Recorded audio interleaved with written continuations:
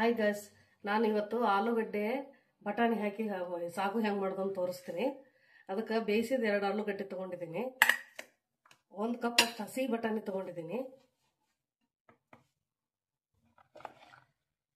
ಹಸಿಮೆಣಸಿನ್ಕಾಯಿ, ಕೊತ್ತಂಬರಿ, ಕೊಬ್ಬರಿ ತೊಗೊಂಡಿದ್ದೀನಿ. ಒಂದು ಅರ್ಧ ಗಿಟಕದಷ್ಟು ಬಟ್ಲದಷ್ಟು. ಇಷ್ಟು ರುಬ್ಕೋಬೇಕೀಗ. ಜೀರಿಗೆ ಸ್ವಲ್ಪ ಮೊದಲು ರುಬ್ಕೊಳ್ಳೋಣ. ಹಸಿಮೆಣಸಿನ್ಕಾಯಿ ನಿಮ್ಗೆ ಖಾರಕ್ಕೆ ಎಷ್ಟು ಬೇಕೋ ಅಷ್ಟು ಹಾಕೊಳ್ಳಿ. ನಾವೊಂದು 5 ಹಾಕ್ತೀನಿ. ಕಾಯಿ, ಸ್ವಲ್ಪ ಜೀರಿಗೆ ಹಾಕ್ತೀನಿ, 1 ಸ್ಪೂನ್ ಅಷ್ಟು. ಇವನ್ನ ಮೊದಲು ರುಬ್ಕೊಳ್ಳೋಣ. ಇವಾಗ ರುಬ್ಬಿದ್ದಾಗಿದೆ. ನೀರು ಹಾಕೊಂಡು ರುಬ್ಕೊಂಡಿದ್ದೀನಿ ನಾನು ಮಸಾಲೆಗೆ. ಇವಾಗ ಒಗ್ಗರಣೆ ಮಾಡ್ಕೊಳ್ಳೋಣ. ಒಂದು ಪಾತ್ರೆ ಇಟ್ಕೊಂಡು ಒಂದು 3-4 ಸ್ಪೂನ್ ಆಯಿಲ್ ಹಾಕೊಳ್ಳೋಣ. ನೀವು ಗ್ರೇವಿ ಎಷ್ಟು ಮಾಡ್ಕೊತೀರಿ ಅದ್ರ ಮೇಲೆ ಹಾಕೊಳ್ಳಿ. ನಾವೊಂದು 1.5 ಲೀಟರ್ ಅಷ್ಟು ಮಾಡ್ತೀನಿ ಸಾಗು. ನಾವೊಂದು 3 ಸ್ಪೂನ್ ಮೇಲೆ ಹಾಕಿದ್ದೀನಿ ಆಯಿಲ್. ಎಣ್ಣೆ ಕಾಯಿಲಿ. ಇವಾಗ ಒಗ್ಗರಣೆಗೆ ಜೀರಿಗೆ ಹಾಕೋತಾ ಇದ್ದೀನಿ, 1 ಸ್ಪೂನ್ ಅಷ್ಟು.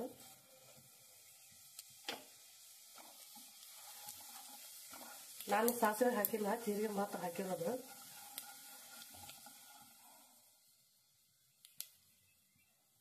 ಇವಾಗ ಈರುಳ್ಳಿ ಹಾಕೋತಾ ಇದ್ದೀನಿ.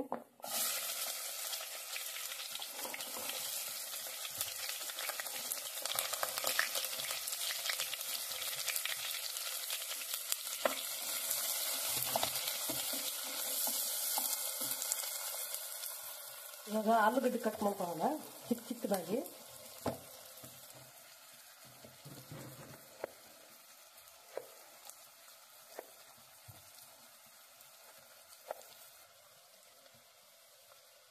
ಇವಾಗ ಒಂದು ಸ್ವಲ್ಪ ಅರಿಶಿನ ಹಾಕೊಳ್ಳೋಣ. ಎಣ್ಣೆಲೆ ಬಟಾಣಿ ಹಾಕ್ತಾ ಇದ್ದೀನಿ ನಾನು.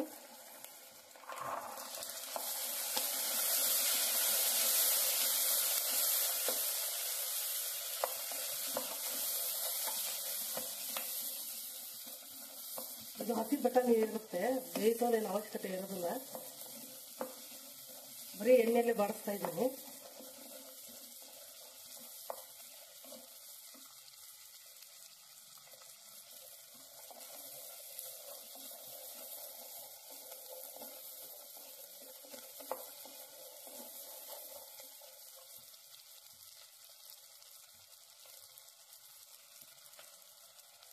ಇವಾಗ ರುಬ್ಬಿರೋ ಮಸಾಲ ಹಾಕ್ತಾ ಇದ್ದೀನಿ.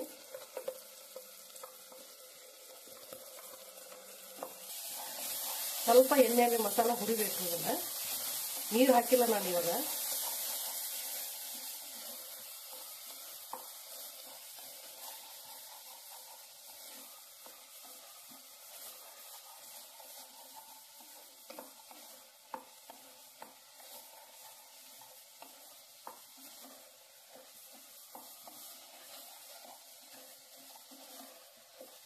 ಇವಾಗ ಬೇಯಿಸಿರೋ ಆಲೂಗಡ್ಡೆ ಹಾಕ್ತಾ ಇದ್ದೀನಿ.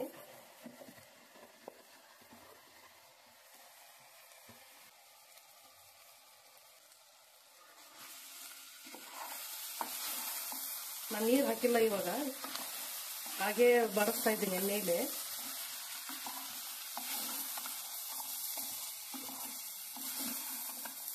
ಇವಾಗ ರುಚಿಗೆ ತಕ್ಕಷ್ಟು ಉಪ್ಪು ಹಾಕೊಳ್ಳೋಣ.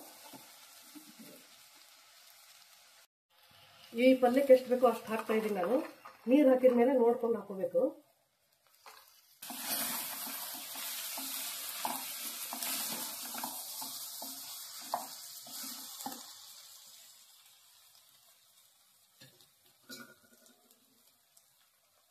ನಾನಿವಾಗ ಮಿಕ್ಸಿ ತೊಳೆದು ನೀರೇ ಹಾಕ್ತಾ ಇದ್ದೀನಿ, ಒಂದು ಅರ್ಧ ಕಪ್ನಷ್ಟು.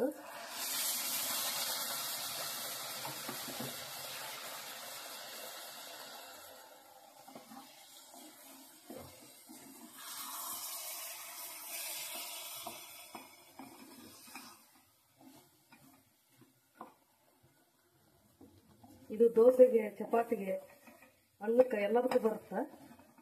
ಗ್ರೇವಿ ಅದಕ್ಕೆ ಮಾಡ್ಕೊಂಡ್ರೆ.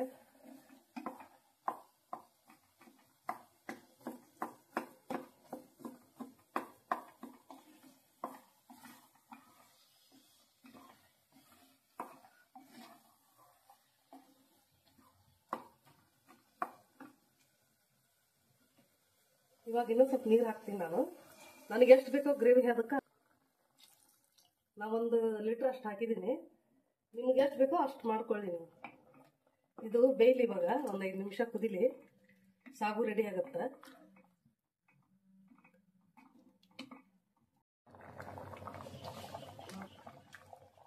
ಇವಾಗ ಇದಕ್ಕೆ 1 ಸ್ಪೂನ್ ಅಷ್ಟು ಕಡಲೆ ಹಿಟ್ಟು ಹಾಕ್ತಾ ಇದ್ದೀನಿ ನಾನು. ನೀವು ಬೇಕಾದ್ರೆ ಹಾಕೊಳ್ಳಿ, ಬೇಡ ಅಂದ್ರೆ ಸ್ಕಿಪ್ ಮಾಡಿ. ಮಿಕ್ಸ್ ಮಾಡ್ಬೇಕು, ಚೆನ್ನಾಗಿ ಮಿಕ್ಸ್ ಮಾಡಿ ಈ ಕುದಿತಿರೋ ಇದಕ್ಕೆ ಸಾಗುಗೆ ಹಾಕೋಬೇಕು. ಅಂದ್ರೆ ತಿಕ್ಕಾಗಿ ಬಂದ್ಬಿಡುತ್ತೆ, ಟೇಸ್ಟೂ ಚೆನ್ನಾಗಿರ್ತದೆ. ಜಾಸ್ತಿ ಹಾಕೊಂಡ್ರೆ ಗಟ್ಟಾಗುತ್ತೆ.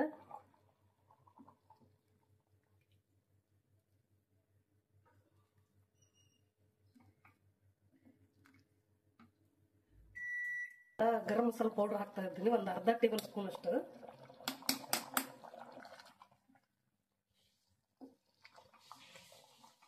ಕಡಲೆ ಹಿಟ್ಟು ಹಾಕಿದ್ಮೇಲೆ ಈ ರೀತಿ ತಿರುಗಿಸ್ತಾನೆ ಇರಬೇಕು, ಇಲ್ಲಾಂದ್ರೆ ತಳ ಸೀದ್ ಹೋಗುತ್ತೆ.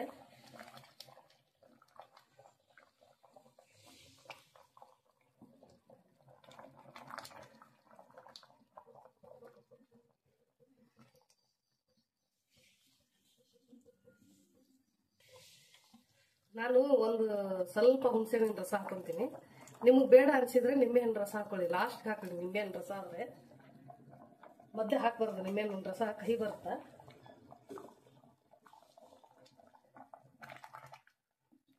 ಲಾಸ್ಟ್ಗೆ ಸ್ವಲ್ಪ ಕೊತ್ತಂಬರಿ ಸೊಪ್ಪು ಹಾಕೊಂತ ಇದ್ದೀನಿ ನಾನು. ಇವಾಗ ರೆಡಿ ಆಯ್ತು, ಗ್ಯಾಸ್ ಆಫ್ ಮಾಡ್ಕೊಳ್ಳೋಣ.